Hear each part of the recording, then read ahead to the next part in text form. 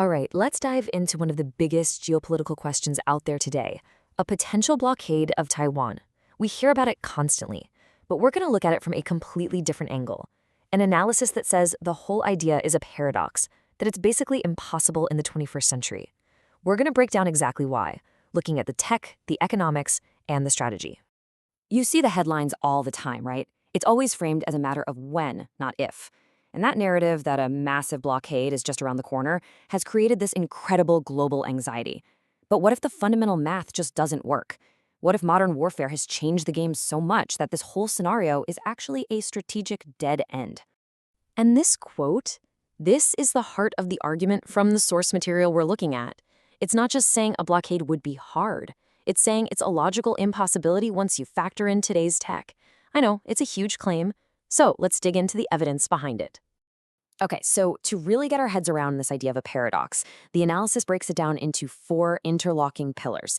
Each one is like a lock on a door, making a successful blockade more and more unlikely. We're going to walk through them one by one, and it all starts with the most basic element of any conflict: information. So the first pillar here is this idea that on a huge scale, strategic surprise is dead. That critical element of surprise, which was everything for amphibious invasions in the past, it's been pretty much wiped out by this incredible web of modern sensors. The fog of war is lifting. The battlefield is becoming transparent. And we're not just talking about one system. It's a whole network layered on top of each other. You've got Taiwan's own monster PAVE-PAWS radar that can see for thousands of kilometers. On top of that, you have a fleet of American and Japanese satellites that use radar that can see right through clouds, day or night. And under the water, you've got sonar arrays just listening. Put it all together, and you have a 24/7 all-seeing eye watching the entire region. Think about it. You can't just sneak an invasion force across the sea. You need to move hundreds of thousands of soldiers. You have to take over civilian ferries, clog up railways, and build up massive stockpiles of fuel, medical supplies, you name it, all along the coast. It creates this enormous physical signature, a huge disturbance that is simply impossible to hide from that sensor network. So what's the upshot of all this transparency? It's a huge deal. It gives the defenders, Taiwan, the US, Japan, a critical warning window. We're talking 30 to 90 days of heads up. That's more than enough time to scatter your forces, protect your ships and planes, and maybe most importantly, get on the world stage and start cranking up the political pressure before a single shot is even fired. And that early warning leads us straight into the second pillar of this paradox, which is all about how the rules of sea battles have been totally rewritten. The game has been completely upended by cheap, smart, unmanned systems. The old naval math just doesn't apply anymore. See, Taiwan's defense is built on a strategy called A2/AD, or anti-access/area denial. The easiest way to think about it is like a massive digital minefield. It's a dense web of land-based missiles, swarms of kamikaze drones, unmanned boats, and robotic subs, all designed to make the water around the island incredibly dangerous for any enemy ship. And this creates a ridiculously lopsided situation. I mean, look at the trade-off. To enforce a blockade, the attacker has to park these incredibly expensive, high-value ships full of people in a predictable area for a long, long time. And how does the defender respond? With swarms of cheap, expendable, and easily replaceable drones. All the risk is piled onto the attacker. This chart just spells it out perfectly. A modern destroyer costs, $2 billion? And a pretty sophisticated attack drone might be $500,000. You could literally launch 4,000 of those drones for the price of one ship. That multi-billion-dollar warship suddenly starts to look like a huge, slow-moving target for a cheap, autonomous swarm. The math is just brutal.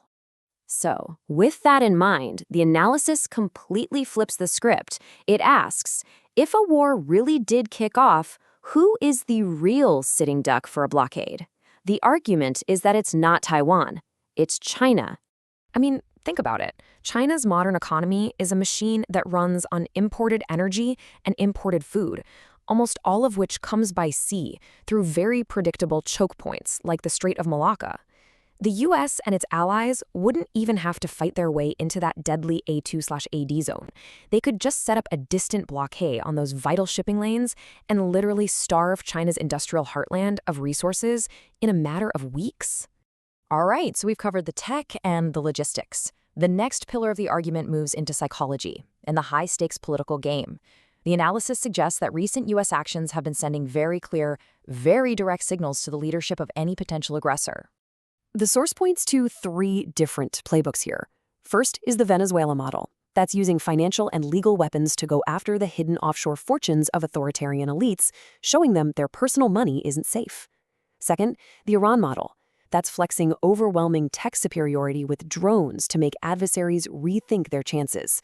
And third, the Cuba model, using diplomacy to lock down your own backyard and deny rivals any strategic footholds nearby. So when you put all those moves together, the message becomes unmistakable. The cost of starting a war won't just be paid by soldiers on a battlefield. It's going to be paid directly by the people at the very top, through the loss of their personal wealth, their power, and their own security. And this brings us to the 4th and final pillar. This is what the analysis basically calls the ultimate checkmate. It's the simple macroeconomic fact that starting a war would be an act of economic suicide for the aggressor's regime. You can just see that dominoes fall, can't you? A conflict kicks off. Immediately, the global community hits them with what are called nuclear-level financial sanctions. That distant blockade we talked about cuts off energy and food. Suddenly, you get something called imported hyperinflation, where the price of everything just explodes. For a population that was promised prosperity, that's a direct path to social chaos. A regime that has based its entire legitimacy, its social contract, on decades of delivering economic growth is uniquely fragile here. Mass unemployment and runaway inflation would destroy the very foundation of its power. The analysis is pretty clear. It's a price that no rational leader would ever choose to pay. It is the ultimate self-destruct button. So let's just recap the 4 pillars that lock this paradox in place. You've got battlefield transparency, which kills the element of surprise. You've got asymmetric unmanned tech, which makes a naval blockade a suicide mission. You have a global deterrence network that personally targets the elite. And you have the absolute certainty of economic implosion. Put them all together, and you have one heck of a powerful deterrent. In the end, the source concludes that when you really deconstruct these big, scary threats through the clear lens of physics, economics, and technology, you see they aren't some unstoppable destiny. They're just a complex set of variables. It's a powerful reminder to always look past the headlines and analyze the deep systems that are really running the show.